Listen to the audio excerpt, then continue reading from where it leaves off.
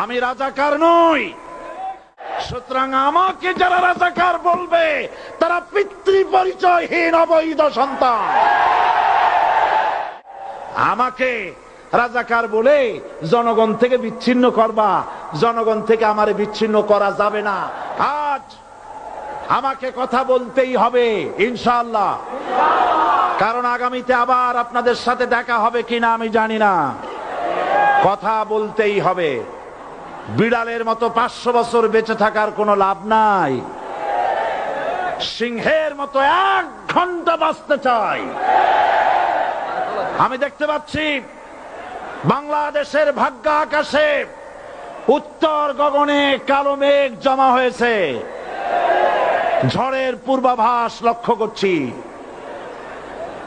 যদি মোকাবেলা করতে না পারেন সক্ষম ভাবে, এমন অন্ধকার গাঢ় কালো অমাবস্যার রাত আসতে পারে যার সুবে সাদে খাওয়া অসম্ভব। সুতরাং আপনারা কি কাপুরুষের মতো কাফের মুশরিকদের গোলামি করে মরতে চান? বিড়ালের মতো 500 বছর বেঁচে থাকার কোনো লাভ নাই, সিংহের মতো 1 ঘন্টা বাঁচতে চাই। তারপর বলছে কি, এরপরে বলছে আমাকে বলছে রাজাকার। শুনে রাখো চট্টগ্রামের লক্ষ লক্ষ জনতা, পার্লামেন্টে যখন আমাকে এই কথা বলা হয়েছিল, আমার পার্লামেন্টের কলিগ জাফরুল্লাহ চৌধুরী সাহেব বসে আছেন এখানে, হ্যাঁ জাফরুল ইসলাম চৌধুরী বসে আছেন পাশে, প্রধানমন্ত্রী সুদ্ধা, অন্তত 3 শতাধিক পার্লামেন্টের সম্মানিত সদস্যরা সেদিন বসা। 1997 সনের বাজেট বক্তৃতা যখন আমি করতেছিলাম, ডক্টর কুদরতে খোদা, নাম রাখছে কুদরতে খোদা, আসলে গজবে খোদা। এই লোকটি নাস্তিক, ইসলামের চূড়ান্ত দুশমন। তার প্রণীত শিক্ষা ব্যবস্থার যখন সমালোচনা করছিলাম, ট্রেজারি বেঞ্চ থেকে আমাকে বলা হলো রাজাকার। আমি আমার সমস্ত শক্তি একত্রিত করে বলেছিলাম শুধুমাত্র হিন্দুস্তানের রাজাকারেরাই আমাকে রাজাকার বলতে পারে। আমি বলেছিলাম 1973 সন পর্যন্ত আমি বাংলাদেশের কোন রাজনৈতিক দলের নেতা এবং কর্মী ছিলাম না। আমি রাজাকার নই। আমাকে রাজাকার বলে যদি তাকেও প্রমাণ করতে না পারে 10 কোটি টাকার মানহানি মামলা দায়ের করব। আমার এই বক্তব্য সারা দুনিয়া শুনেছে, পার্লামেন্টে আমার এই বক্তব্য রেকর্ড হয়ে আছে। সেদিন 3 শতাধিক পার্লামেন্ট মেম্বারের কেউ আমার চ্যালেঞ্জ গ্রহণ করেন নাই। যে কোনো ব্যক্তি পার্লামেন্টে গিয়ে আমার বক্তৃতা দেখে আসতে পারেন। এরপরে 1997 সনের 7ই অক্টোবর দৈনিক জনকণ্ঠ পত্রিকা যখন আমার বিরুদ্ধে লিখলো, সেই পত্রিকায় সাইদির ওপেন চ্যালেঞ্জ 8ম পাতা, 1997 7ই অক্টোবর, এত বড় 2 কলমে হেডিং।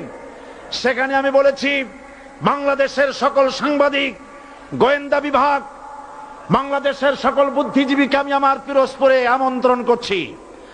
আমার উপস্থিতিতে যদি কেউ প্রমাণ করতে পারে বাংলাদেশের স্বাধীনতা যুদ্ধের বিরুদ্ধে আমার কোনো ভূমিকা ছিল, সজ্ঞানে স্বেচ্ছায় জাতীয় সংসদের সদস্য পদ থেকে পদত্যাগ করব। 3 বছর পার হয়ে গেছে, আজ পর্যন্ত কেউ এই চ্যালেঞ্জের মোকাবেলা করে নাই। সুতরাং আমাকে যারা রাজাকার বলবে তারা পিতৃ পরিচয়হীন অবৈধ সন্তান। 1971 সনের, শোনো মুসলমানেরা, 1971 সনের কোন কাদা সাইদির গায়ে লাগে নাই। আমাকে রাজাকার বলে জনগণ থেকে বিচ্ছিন্ন করবা, জনগণ থেকে আমারে বিচ্ছিন্ন করা যাবে না। কারণ এই জনগণ আমার জন্য আসে না, এই জনগণ আসে আল্লাহর কোরআনের জন্য। বাংলাদেশের মুসলমানদের শরীরে 1 বিন্দু রক্ত থাকতে শয়তানের তৈরি করা ধর্ম নিরপেক্ষ মতবাদ বাংলার জমিনে কায়েম হতে দেওয়া হবে না, হবে না। কথা নাই, আমরা মানুষের তৈরি করা আইন মানি না। 12 কোটি মুসলমানের দেশে আইন তৈরি করবে মানুষ, আমরা মানব না। পার্লামেন্টে তৈরি হতে হবে কোরআন দিয়ে, পার্লামেন্টে আইন তৈরি হতে হবে কোরআন দিয়ে, এবং কোরআন হবে, আল কোরআনের পার্লামেন্ট হবে বাংলাদেশে। ধর্মের নামে রাজনীতি নয়, আমরা ধর্মীয় রাজনীতি করি, আমরা এই কোরআনের রাজনীতি করি। এই কোরআন নিয়ে বাঁচতে চাই, এই কোরআন নিয়ে মরতে চাই, এই কোরআন থেকে আমাদেরকে বিচ্ছিন্ন করতে চায় কাফের বেঈমান মুশরিকেরা।